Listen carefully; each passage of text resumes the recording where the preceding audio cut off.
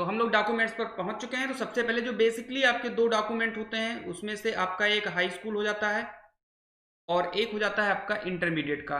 तो जो आपका हाई स्कूल का है इसमें मार्कशीट और सर्टिफिकेट चाहिए, यानी पहले जो बच्चे बहुत पुराने यानी कि बहुत पहले यानी 2011 के पहले जो उन लोगों ने हाई स्कूल किया है उनकी एक मार्कशीट और एक सर्टिफिकेट अलग अलग आती थी, लेकिन 2011 के बाद में जितने बच्चों ने किया है उनकी जो मार्कशीट और सर्टिफिकेट होती है एक ही में होती है। तो इनको सर्टिफिकेट की कोई जरूरत नहीं, ना मार्कशीट की कोई झंझट है, क्योंकि वो दोनों एक में ही होते हैं।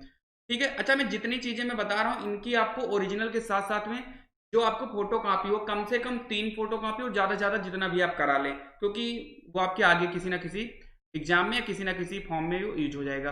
ठीक है। तो कम से कम 3 या ज्यादा से ज्यादा जितना आप करा सको। इंटरमीडिएट की भी यही रहेगी सेम, जिसकी मार्कशीट सर्टिफिकेट एक में ही है उनका एक में ही काम हो जाएगा, और जिनका अलग अलग है वो अलग अलग ले लीजिए।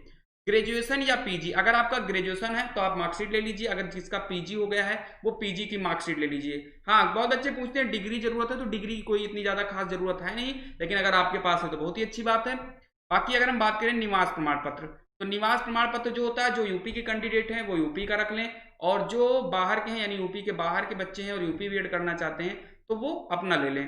चलिए, तो ये हो गया, लेकिन सबकी 3 3 फोटोकॉपी होनी चाहिए ओरिजिनल के साथ साथ में। फिर हम बढ़ते हैं अपने आगे की तरफ। तो आगे हमारा आ जाता है एडमिट कार्ड, यानी एडमिट कार्ड का मतलब क्या है, जो आपने इंट्रेंस एग्जाम में जो एडमिट कार्ड दिया है उस एडमिट कार्ड का आपको ओरिजिनल के साथ साथ में 3 फोटो कॉपी की आपके पास जरूरत पड़ेगी। करा लीजिएगा 3, ठीक है, वैसे कम भी लग सकते हैं, 1 या 2 ही लगेगा, कोई इतना खास नहीं है, लेकिन 3 कम से कम आप करा लीजिए।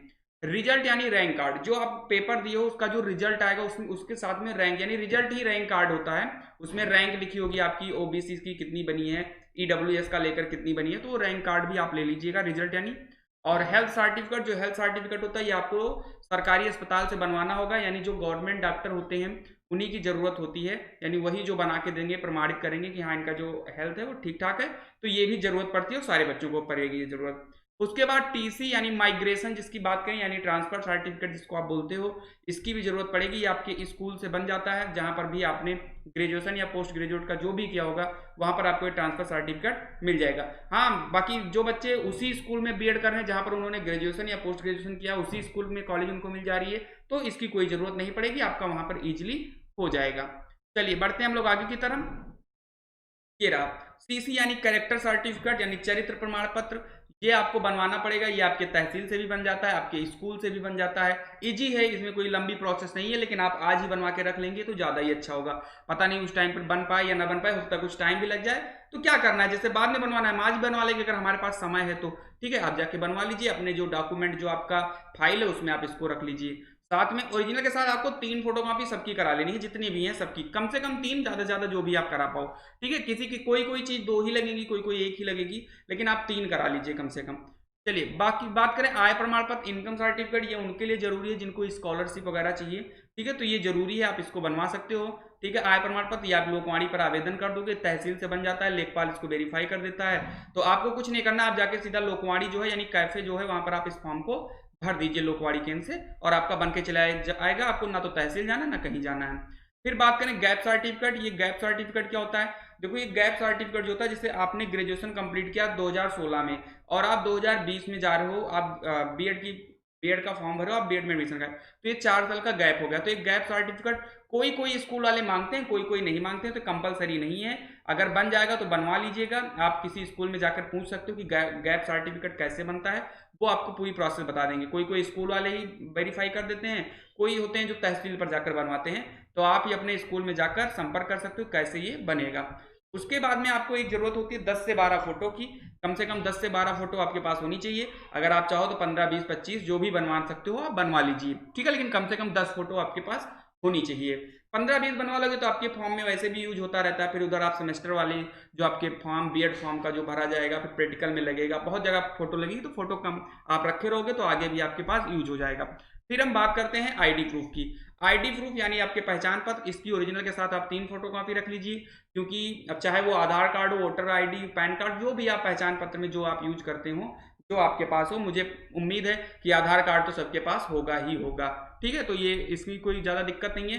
तो इतने ही डॉक्यूमेंट थे शायद, अब ये डॉक्यूमेंट जितने हैं आप इनका स्क्रीनशॉट ले लीजिएगा, ठीक है, ताकि आपको कोई दिक्कत ना हो, सारे बच्चे इसका स्क्रीनशॉट लेकर रखे रहें, और एक एक डॉक्यूमेंट जो उनका कंप्लीट होता जाए वो अपने डॉक्यूमेंट को रखते रहें।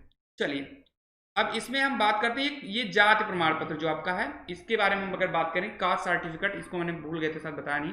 तो ये उनके लिए जरूरी है जो आपकी ओबीसी एससी एसटी जिनका बनता है, क्या मतलब जो अपनी आरक्षण के लिए जो अप्लाई करते हैं उनके लिए जाति प्रमाण पत्र, और अधिकतम ये 5 साल का, 5 साल पुराना होना चाहिए। और भी मैं इसमें कुछ बताना चाहूंगा आगे, जो आपके है ये आपका यहाँ पर जो एक आईडी, यानी आईडी प्रूफ आधार कार्ड हो गया। आय प्रमाण पत्र, जो आय प्रमाण पत्र है ये आपका जो है ये कब कितना पुराना होना चाहिए, मैं इसको भी बता देता हूँ। चलिए मैं इसको देख लेता हूँ, बता देता हूँ आपको। हाँ, ये आपका 3 वर्ष तक चलेगा जो जनरल वाले हैं, और एससी एसटी का ये 5 साल तक वैलिड होता है। अगर आपने 3 साल पहले, आपने 2 साल 2.5 साल पहले अगर बनवा लिया तो आपका चल जाएगा, कोई भी दिक्कत नहीं है। और एससी एसटी वालों का 5 साल तक चलेगा। ठीक है, चलिए तो यहाँ तक क्लियर होगा आपके। और जो आपका कैरेक्टर सर्टिफिकेट है यानी चरित्र प्रमाण पत्र, ये आपके 6 माह के अंदर का होना चाहिए। क्लियर है। और इसमें अगर हम बात करें जो टीसी है, यानी मैंने जो टीसी की बात किया था, वो भी आपके 6 माह के अंदर का ही होना चाहिए। ये भी आपकी 6 माह के अंदर का होना चाहिए। तो आप इनका स्क्रीनशॉट ले सकते हो।